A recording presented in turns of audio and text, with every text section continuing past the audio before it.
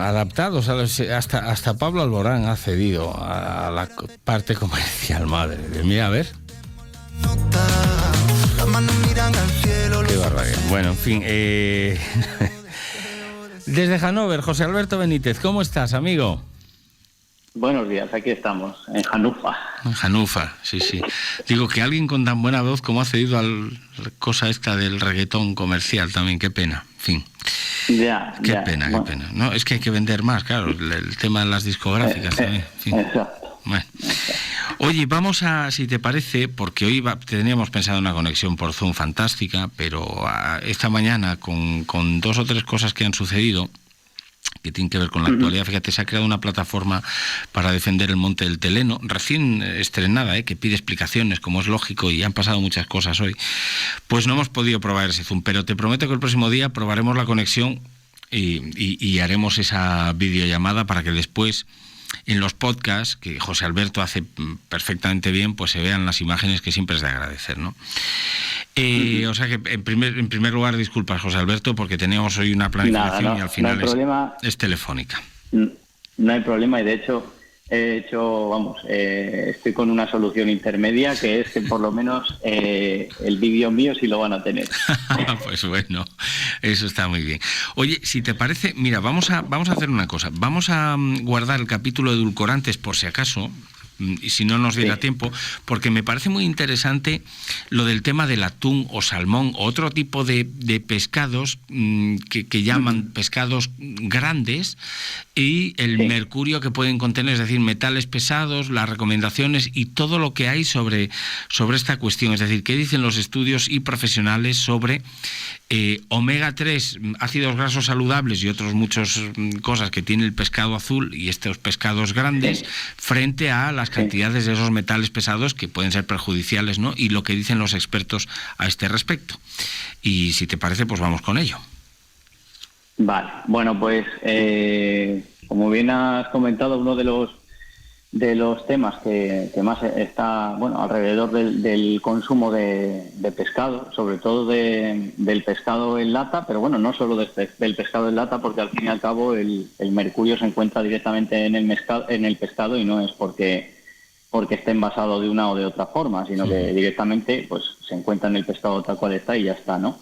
Es un tema que genera debate y que además se escucha mucho, que hay que tener mucho cuidado con el tema del consumo de mercurio, y al final pues se le da una importancia a un elemento en concreto que posee el pescado, que es, vamos a decir, que casi lo único perjudicial, entre comillas, que puede tener el pescado en sí, y digamos que suele ser una fuente polémica con respecto al tema de su consumo, ¿no? Entonces, el mercurio, básicamente es un elemento que se encuentra dentro del pescado y que efectivamente para nosotros es tóxico, pero esto es como decimos siempre, o sea, el pescado no es el único alimento que nosotros ingerimos que tiene sustancias que pueden ser nocivas para nuestra salud, dependiendo de la dosis en la que nosotros consumamos un alimento. O sea, se me está ocurriendo, por ejemplo, que la yuca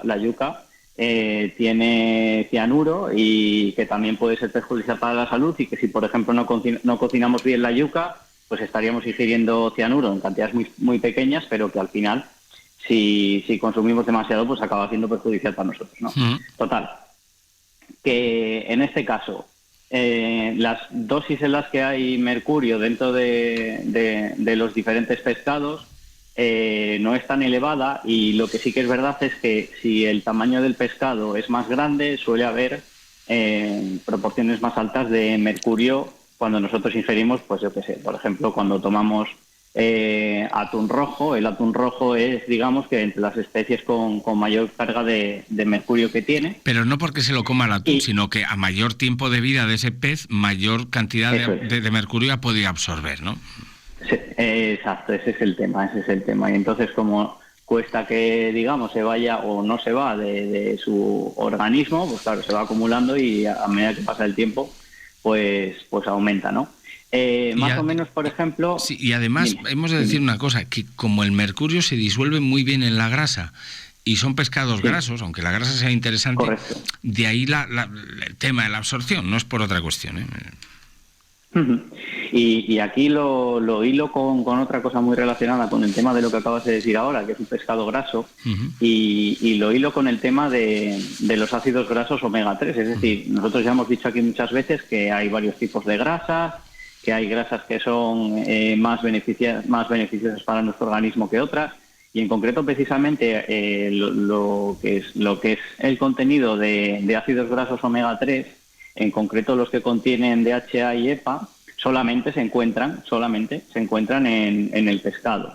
Con lo cual, para que nuestro organismo funcione bien, y de hecho se recomienda para cuando una persona tiene distintas patologías de distintas enfermedades, el consumo de omega 3 es muy importante. Entonces, el consumo de omega 3 al final viene pues de ingerir cierta cantidad de este tipo de pescados que son más grasos, como puede ser el atún rojo o incluso el salmón, en ciertas cantidades a lo largo de la semana. Claro, para que nosotros tengamos un consumo de omega 3 óptimo a lo largo de la semana, con tomar una ración de uno de estos pescados grasos ya es más que suficiente, con lo cual si analizamos lo que puede ser perjudicial para nosotros en cuanto al consumo de mercurio, o al consumo o a lo que nos beneficia ese consumo de ese pescado graso en la ración de la semana, pues obviamente son más los beneficios que los inconvenientes que hay. Ojo, sí que hay un apartado especial para embarazadas y niños, en este caso, en la recomendación.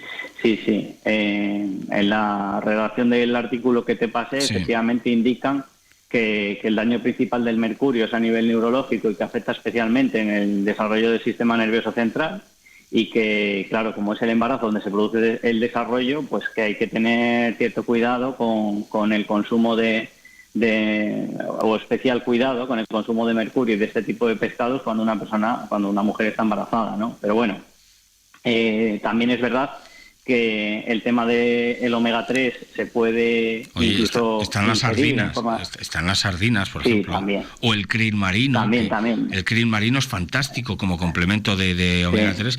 Además viene en forma, en vez de en etilester, viene en fosfolípido, que la absorción es inmediata, o sea, es una maravilla. No tienes que...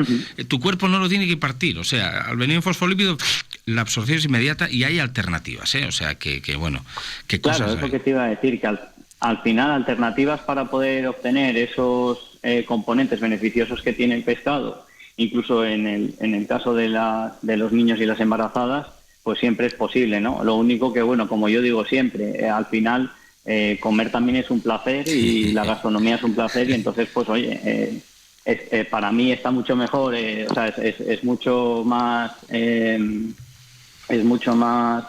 satisfactorio el poder comerme un buen atún, un buen salmón cocinado en la forma en la que a mí me guste más, que tomarme una pastilla que tenga omega 3. Pero vamos, que siempre está esas opciones, esos complementos, esos suplementos que precisamente ayudan para que en los casos en los que por lo que fuera pues no se pudiera ingerir este tipo de pescados porque son desaconsejables en determinados estados o para determinadas patologías, pues básicamente, bueno, que para eso están los suplementos, ¿no? Bueno, y también tienen las nueces, que tú me hablabas muy bien de las nueces, porque también tienen un contenido muy interesante en este tipo de ácidos grasos, ¿no?